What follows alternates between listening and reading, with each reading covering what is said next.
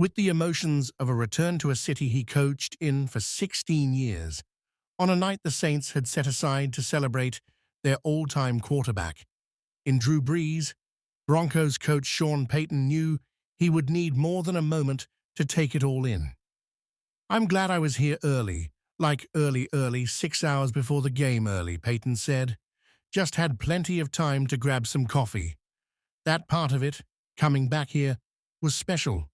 Payton, now in his second season with the Broncos, returned to the Superdome as an opposing head coach for the first time Thursday night, ventured into the stadium's visitors' locker room for the first time, and then watched his current team put in an elite defensive performance in a workmanlike 33-10 victory over the Saints. It moved the Broncos to 4-3, their best record after 7 games since the 2016 season, when they started 5-2.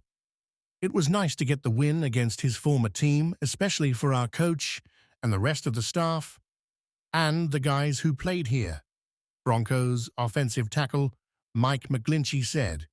"Really proud of how we handled it, what we did." The Broncos rushed for 225 yards on offense, 88 yards and 2 touchdowns from running back Javonte Williams, as well as 75 yards from quarterback Bo Nix, as Denver scored on 6 consecutive possessions in the middle of the game. All in all, the focused effort Payton had said he wanted on an abbreviated practice week. "It's just easy to complain on a short week," Payton said, "but overall, I'm pleased with how we played." In addition to Payton's early arrival to the Superdome, he spent a little more time than usual pre-game talking to his family and a large group of friends from the New Orleans area.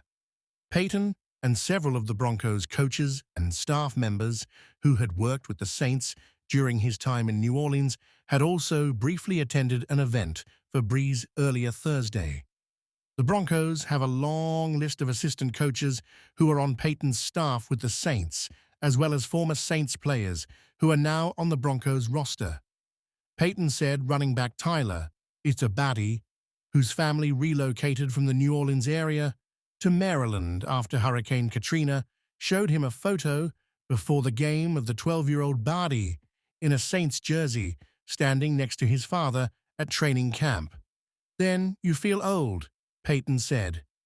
Following the win, Payton was presented with the game ball in the Broncos locker room. "It meant a lot," Payton said, "because there were a lot of moments here, because you get a chance to see old players, and then to be with this team, this ownership group. It's the reason you miss it. The year I was out, 2022, you miss relationships. You miss making memories."